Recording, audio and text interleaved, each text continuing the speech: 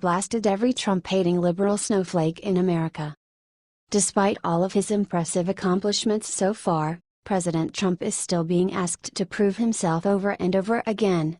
His supporters are patting themselves on the back, but his critics are looking for even the slightest hint that he might fail.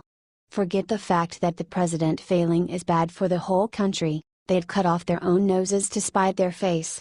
Somehow people just can't fathom that someone with no political background can come in and do a better job as president than the generations of Washington insiders who've been making a mess of things for decades, but he is. Yes, there are always going to be dissenters who want him to fail on principle, but even they will reap the benefits of a safer country and better economy. That's kinda how it works, the rain falls equally on the just and the unjust in this country.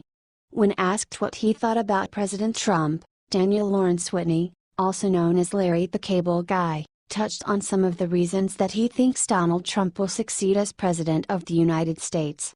There are a number of unconventional things about our current POTUS, but if we look at it objectively, we have to admit that the man likes to win. I mean, he really likes to win. If anybody had any doubt that he would do what was best for the country just because he thought it was the right thing to do, that drive to succeed should patch up any holes in his resolve. Here are a few of the stats about how the general public thinks that President Trump is doing in office. Via New York Post, approximately 57% of voters say that Trump is doing about as well as they expected. Meanwhile, his approval ratings far outclass those of Congress, which has just a 29% approval rating. That's a nonpartisan statistic. And 31% approve of Democrats in Congress, while 32% approve of Republicans in Congress. The most unpopular figure in American politics remains House Minority Leader Nancy Pelosi, D. California, with 19% who feel positively about her in any way against 44% who feel negatively about her. The Democratic Party's negatives double up the Republican Party's. 52% say that Trump's chaotic style is unique to this administration and suggests real problems. But the American people largely agree with Trump's agenda.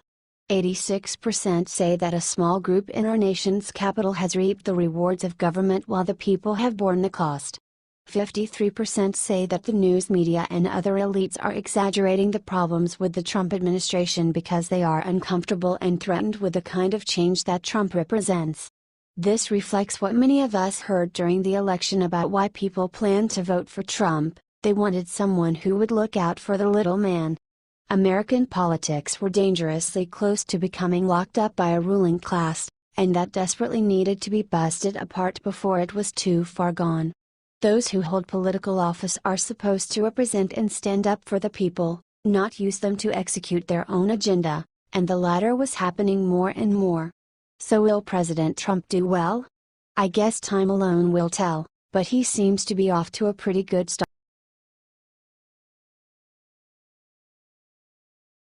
Trump just pulled the plug on Obama's bad deal overnight, let the riots begin. In the last days of Barack Obama's administration, he did all he could to continue to destroy America. The list of disgusting things Obama did before Donald Trump was inaugurated truly turned conservative America's stomach. However, there is one deal that Obama struck that may not see the light of day, and it could not happen at a better time. Over the last several months there has been an increase in terrorist activity from refugees around the world. Countries such as England, Sweden, and Germany have been regularly attacked by Islamic extremists, and there appears to be no end in sight.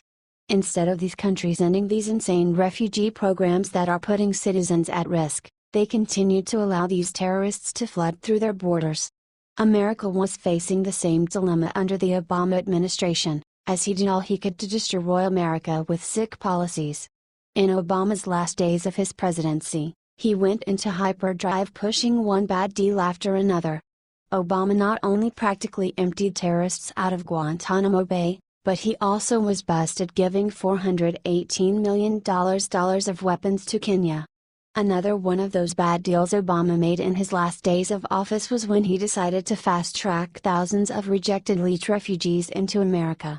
The covert deal was hammered out by then Secretary of State, John Kerry, who did his best to try and bring these refugees to America ahead of schedule. Can you guess where all these refugees hailed from? You guessed it, terrorist hotbeds such as Iran, Somalia, Iraq, Afghanistan, and Sudan. Refugees in Australia protesting. Now, President Trump seems to be pumping the brakes on this insane deal, and you can be sure the left will lose their minds. Here is more from Reuters. U.S. officials interviewing refugees held in an Australian-run offshore detention center left the facility abruptly, 3 detainees told Reuters on Saturday, throwing further doubt over a plan to resettle many of the detainees in America. U.S. officials halted screening interviews and departed the Pacific island of Nauru on Friday, 2 weeks short of their scheduled timetable and a day after Washington said the United States had reached its annual refugee intake cap. U.S. officials were scheduled to be on Nauru until July 26 but they left on Friday, one refugee told Reuters, requesting anonymity as he did not want to jeopardize his application for U.S. resettlement. In the United States, a senior member of the union that represents refugee officers at U.S. Citizenship and Immigration Services, USCIS, a Department of Homeland Security agency, told Reuters his own trip to Nauru was not going forward as scheduled. Jason Marks, chief steward of the American Federation of Government Employees Local 1924, told Reuters his trip has now been pushed back and it was unclear whether it will actually happen. The USCIS said on Saturday that the program would continue but offered no details. We do not discuss the exact dates of USCIS circuit rides to adjudicate refugees' applications. However, we are planning return trips, the agency said in a statement. It is not uncommon for the dates of tentatively planned refugee circuit ride trips worldwide to change due to a wide variety of factors. The Australian Immigration Department declined to comment on the whereabouts of the U.S. officials or the future of a refugee swap agreement between Australia and the United States that President Donald Trump earlier this year branded a dumb deal. Australian Foreign Minister Julie Bishop said on Sunday the deal was progressing as expected, reiterating the government had assurances from the Trump administration. The quota will roll over again on October 1, as I said, and I expect that the United States will adhere to this agreement, as the president promised, she told the Australian Broadcasting Corporation. Most of the refugees in the camps are all men from terrorist hotbed areas such as Sudan and Afghanistan. This deal should not go through no matter what, and it appears from this report it is beginning to fall apart.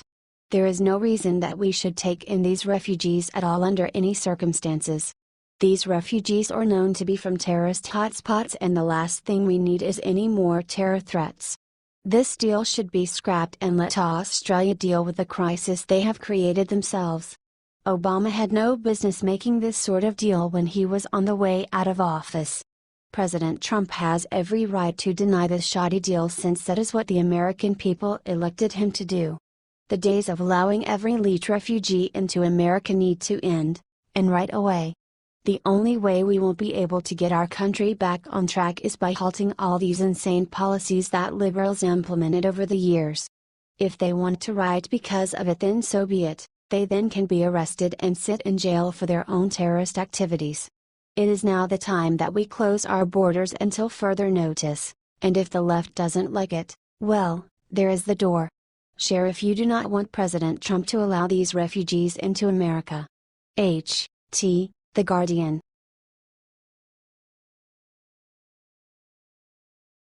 Watch The View hosts cross the line, set to be cancelled after bad words to Donald and Melania on live TV.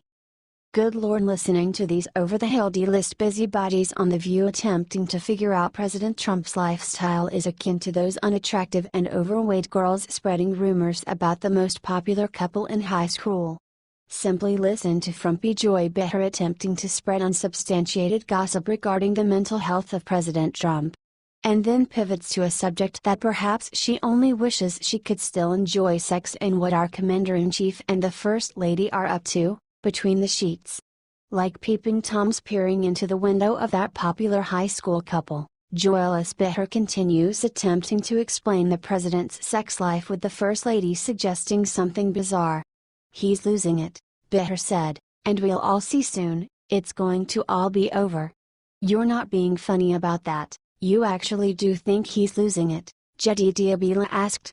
I think he's losing it, Beher agreed.